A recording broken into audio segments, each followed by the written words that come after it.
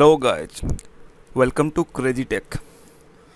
In this video lecture, we'll be learning about variables, arrays, and some of its operations.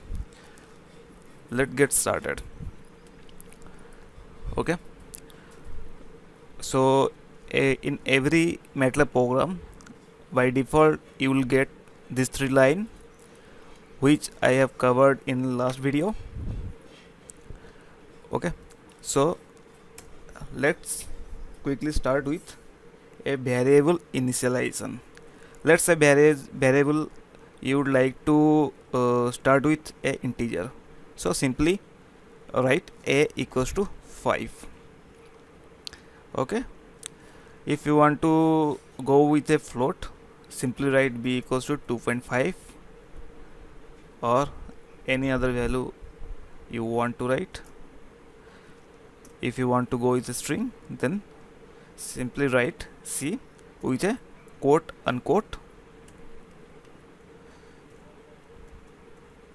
Okay, in this manner. So you can find here I am not using any kind of data type. Okay, so if you are a BTech MTech student, you have already been through this C++. Where we had to use data type: integer, float, double, and character array. But here in MATLAB, no need to define a data type. Okay, so it's make initialization too simple. Let's start with a integer array. Okay, before that I have written a line here. For array definition or initiation,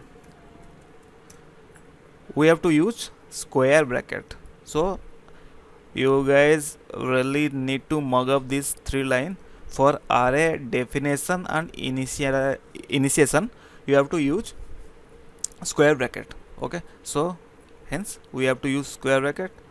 10, 20, 30, 40, 50, 60. Let's quickly run it. F5. Okay, here you go. You have your variables and your data. Okay, here you can see I have already defined a equals to 5 here, and here I am defining a equals to an array. So I am not getting any compilation error here, but what it does, a just overrides the value of a which was stored previously, that is a equals to 5. Okay, it overrides its previous value. So take d instead, run 5. Okay, so here you have your array. So now take a quick look how to access array elements. Okay, so first thing you want to learn here, the first index comes with a index number 1, second index 2, third index 3, fourth index 4. So in C++, we have to start with the index number 0, 1, 2, 3, 4. But here in MATLAB, we have to start with index number 1, 1, 2, 3, 4, 5, like this. Okay, so let's access array elements. I want to access first element, so write first row, first column. Here you go, you have your number 10.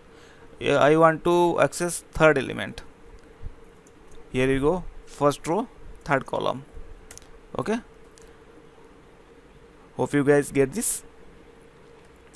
Okay, if I want to access a bunch of elements here, so you need to take a look into a incremental syntax. Okay, just I have to write 1 is to 10. So easy to symbol here is increment by 1. Okay, if you click hit enter here, you can see 1, 2, 3, 4, 5 up to 10 with the increment of 1. Okay, So if you want to increment by a value of 2 till 10, here you go, you can write 1 is to 2 is to 10. So here you go, 1 3 5 7 9. Okay, so if you write like this or like this, hardly any matter, it will increment by 1. So by default it increments by a value of 1. If you want to increment by a specific value, so we have to put another value with a EG2 symbol. Okay, so let's access the element which is stored here, second, third up to fourth. Okay, so write in this manner d. Okay, here you can find here I am using round bracket. Okay, so in my second statement I have already displayed here for array access character integer array or string array use round brackets. Okay, so I have to use round brackets for array access. Okay, so go with a round bracket. I have to access 2 up to 4th element, second, third, fourth. So here you go, 20 30 40. You have to use this 3 element. So in position 40, 1 2 3 4 5 6, 4 to 6. Okay, d 4 to 6. Okay, or you can write d 4 to end. Okay, if from any point of from an index you have to access whole elements till end, we can use end keyword. End keyword is very useful.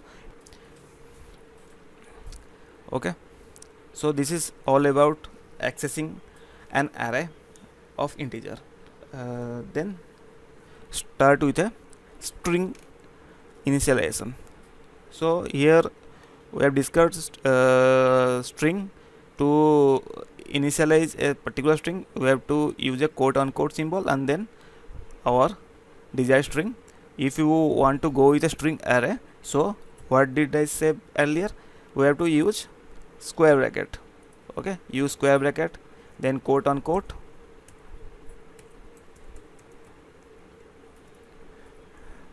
McDonald's, KFC, then let's say Starbucks. Okay, sorry, plate F5. Okay, here you go. E is equal to 1 cross 3 string, means 1 row and third column. Okay, here you can see clearly it's a string of array. Okay, let's access each element. I want to access first element McDonald, so 1 first row first column. Okay, if you want to second and third, 2 is to 3. Sorry,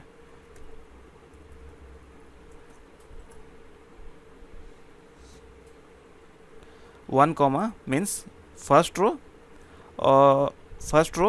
second to third column.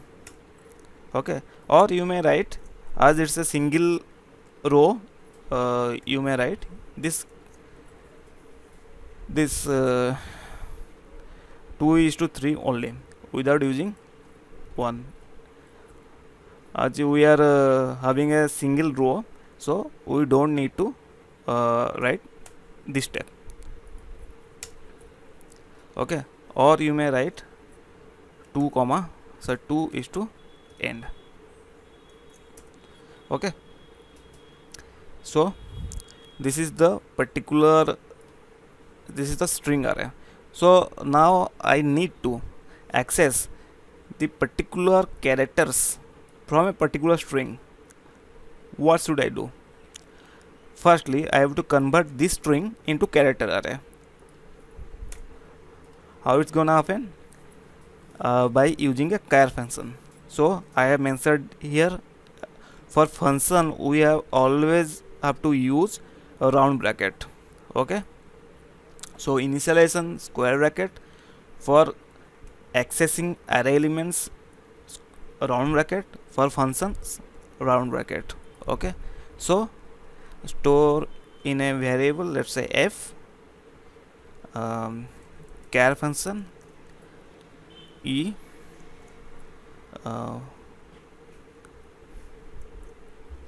first row first column. Okay, let's play it. F5. Okay, you can see here f, you click it, f is here for 1 row and 10 column, so it's a character array. Here you can see it, it's a character array.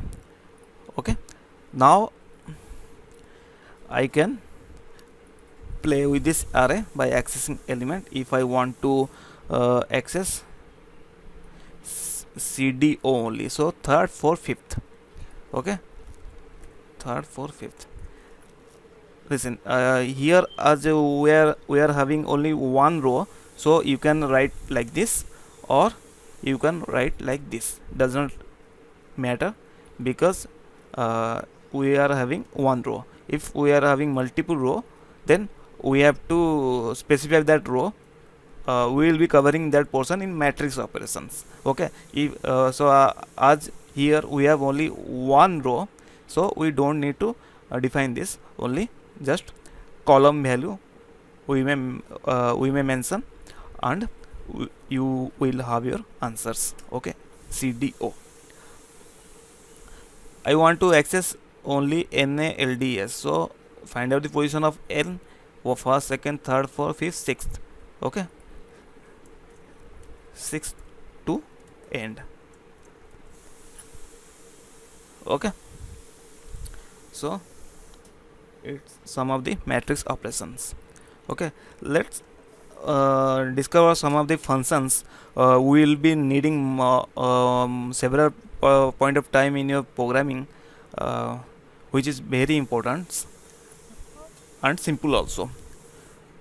So here is some of the functions for integer array. If let's delete this. If I want to find out the length of the D, so write D. Okay, length E equals to 6. Okay, similarly if okay, undo it, I want this also. Okay, for undo you have to press Ctrl Z, for redo it's Ctrl Y. So here take a look. Okay, length of E, which is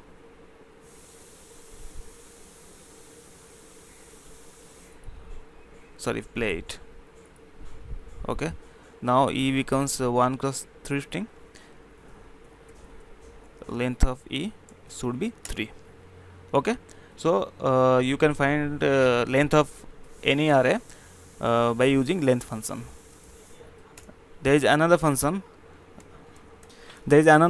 called max. As name suggests, it finds the maximum value present inside an array. Okay, just play it. F5. Okay, the maximum value is 60, same as min 10. Okay, length, minimum, maximum. Another function is unique. Just append some of extra elements here. 20, 40, 0. Okay, so another function is unique. Play it and you will have your answer here. Okay, what it does, it find the content of the array element without any repetitions and with an increasing order. Okay, there is another function which is called non-zeros. Okay, play it. Okay, Here you go, here is your answer. Double click value G, so it shows those non-zero elements only with repetitions, okay, and any order, okay. So this two functions is very useful. Another array initialization is like, let's say a variable h is equal to zeros 1 comma 10. What it does, let's play this F5. So it fills with zeros having 1 row and 10 column, okay. If I only write 10, it forms a matrix. Here you can see h is equal to 10 cross 10. It forms 10 cross 10 matrix having filled with zeros. If I have to I need 2 rows and 10 column, so 2 is to 10 zeros. So what is purpose, we'll be discovering that in my later video, okay. Just remember, this zeros function is used to initialize an empty array, okay, empty array, okay. That's it. Let's find out some other utility of variable declaration. Another number is complex number, okay. So just quickly write a complex array, 2 plus 3j. You can put j here or I here, doesn't matter, but not like this. It will show compilation error, okay. 2 plus j3, as we usually habituated with this type of symbol, but here in MATLAB we have to use 2 plus 3j, right? Another imaginary number, 2 plus 2j, 3 plus 1j, okay.